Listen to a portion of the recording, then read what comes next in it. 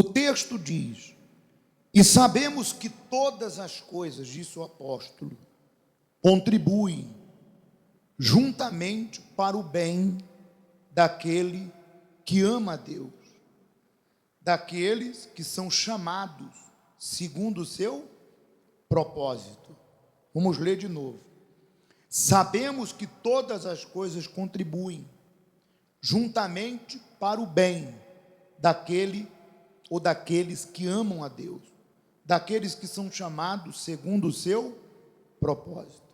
Muito bem. Como pode, pastor, uma situação difícil, uma perda, um problema, trazer ou servir ou futuramente se tornar um benefício? Como isso pode acontecer? Muito bem.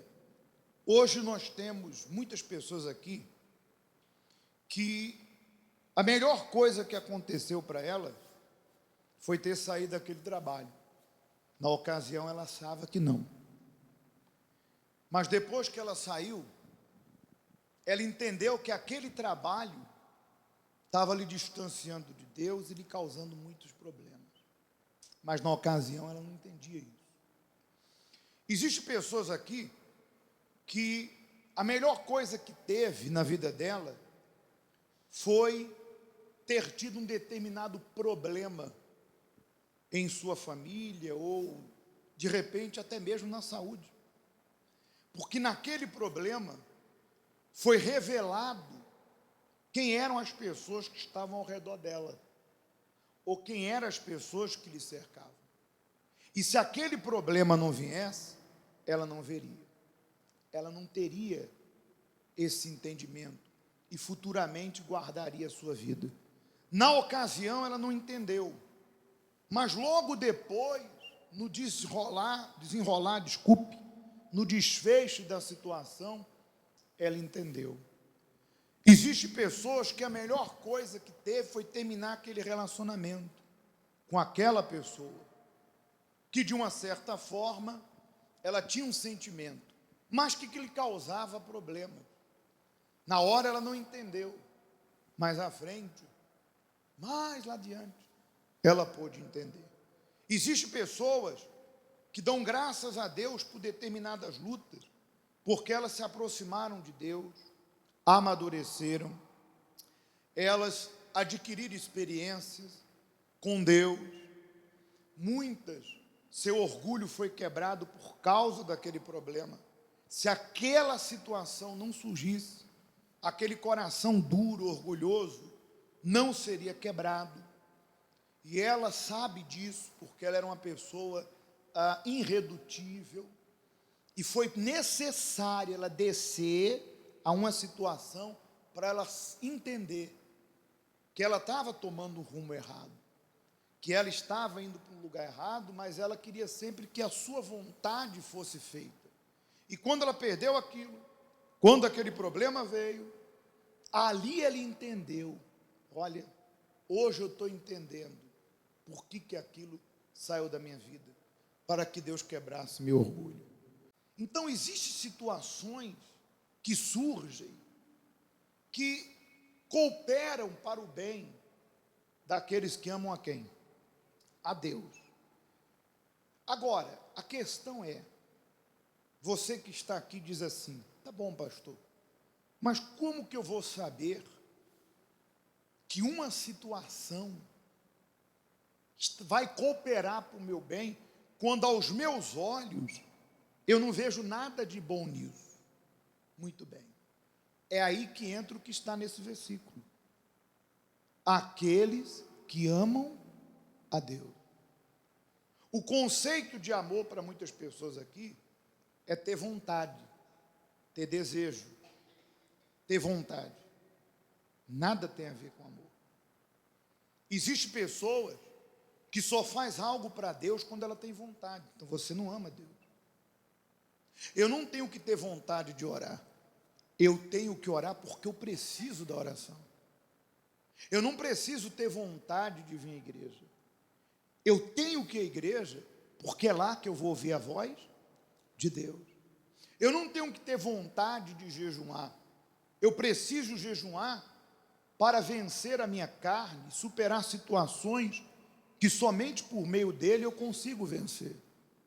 Eu não preciso ter vontade de perdoar, eu preciso perdoar porque esse sentimento maldito, miserável, vai me consumir por dentro.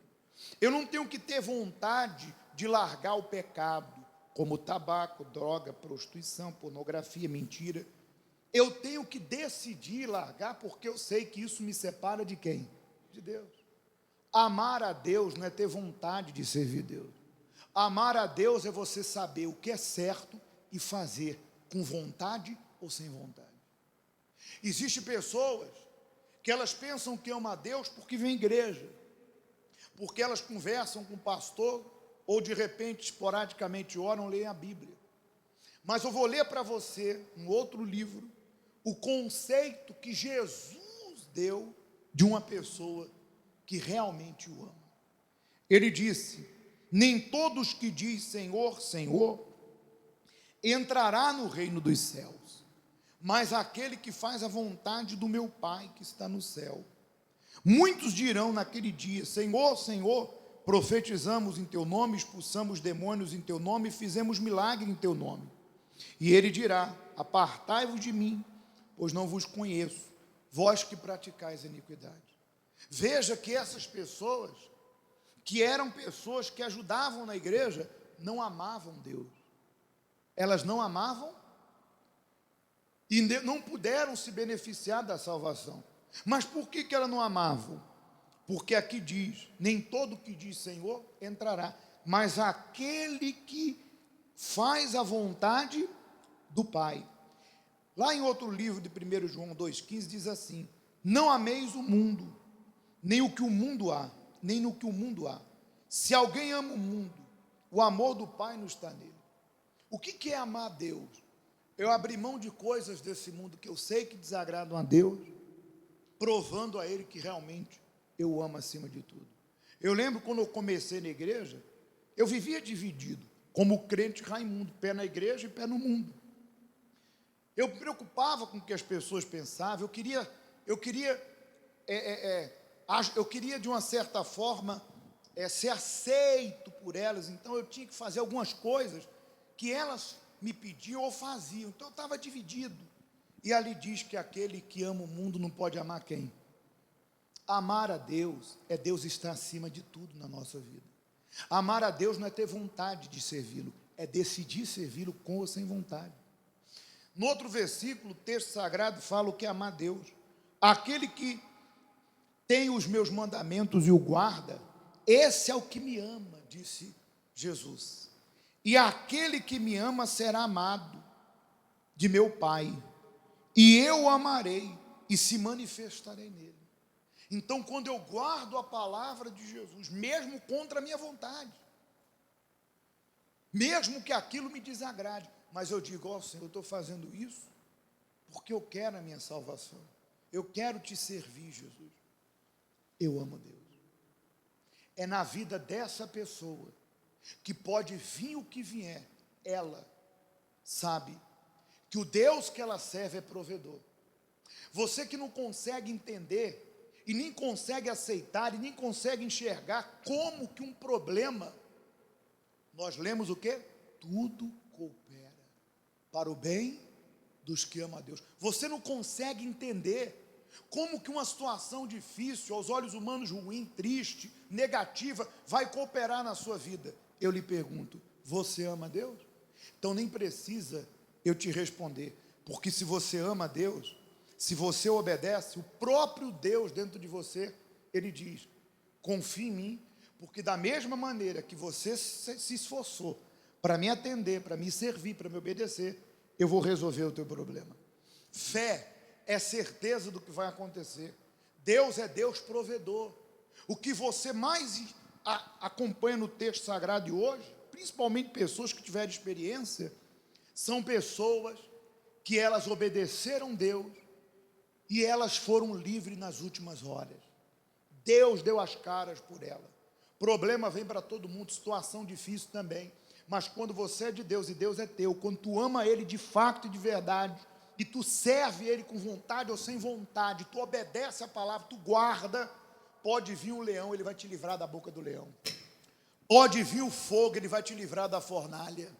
Ele vai fazer, aí sim, do limão uma limonada, de uma situação triste, todo mundo esperava o pior, Deus vai dar um desfecho maravilhoso. Sabe por quê? Porque você o ama, porque você guardou a palavra dele, porque você colocou ele acima de tudo. Ele disse: agindo eu, quem impedirá? E aquele que ama a Deus sabe disso. Deus está comigo. Não importa o que o mundo fez, o que as pessoas me fizeram, enfim, não importa a minha luta, Deus está comigo. Eu posso hoje não entender, é a história do rei que perdeu o dedo, mas eu sei que o meu Senhor vai se levantar e vai me ajudar. Agora, a terceira coisa para concluir: tudo coopera para o bem daqueles que amam a Deus. Já expliquei para você o que é amar a Deus. Aqueles que são chamados segundo o seu propósito. Deus me chamou. Deus lhe chamou. Jesus veio para me chamar à salvação. Qual é o propósito de Deus? Aqueles que foram chamados para o seu propósito. Qual é o propósito de Deus? Eu vou ler alguns versículos aqui para você entender. Porque o Filho do Homem veio buscar e salvar os perdidos. Fiel é a palavra e digna de toda aceitação, que Cristo veio ao mundo para salvar os pecadores, dos quais eu sou o principal, disse Paulo. Porque Deus amou o mundo de tal maneira que deu o seu Filho unigênito para que todo aquele que nele crê não pereça, mas tenha vida eterna. Qual é o propósito de Deus? Salvar a minha alma, que eu esteja com Ele eternamente.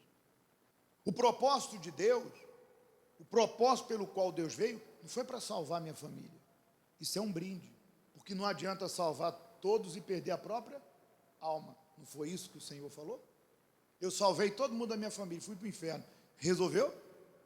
Ele não veio para que me trazer um sucesso material. O propósito dele foi salvar minha alma. O problema te trouxe aqui, me trouxe aqui. Mas quando o Senhor te trouxe aqui, Ele te mostrou que eu e você somos uma alma e que Ele morreu por nós. E para esse sangue me lavar e me redimir, me dar direito à vida eterna, eu tenho que estar arrependido dos meus pecados. Então, quando a pessoa entende o propósito de Deus, pode vir o que vier. Nem a morte, nem a vida, nem fome, nem peste, nem praga, nem perseguição, nada me separará do amor de Deus em Cristo Jesus. Quando a pessoa sabe do propósito de Deus para ela, nada separa ela de Deus. O meu propósito com Deus e o propósito de Deus comigo é salvar minha alma e ponto final. E para Deus salvar minha alma, não depende do homem. Eu dependo de quem? Da minha obediência ao Senhor. Então agora, nesse momento, nós vamos terminar a reunião buscando o Espírito Santo. Se você não consegue crer que as coisas que estão lhe acontecendo terá um bom desfecho, por favor, ame Deus, mas ame do jeito que acabamos de explicar, porque se você ama Deus, tudo coopera para o teu bem, até o que é ruim, Deus vai tornar em bom, e você sabe disso. E se você reconhece que não tem amado Deus, embora esteja na igreja, faça alguma coisa na igreja, agora você tem a oportunidade de confessar, pedir perdão, se humilhar e se reconciliar com o propósito de Deus.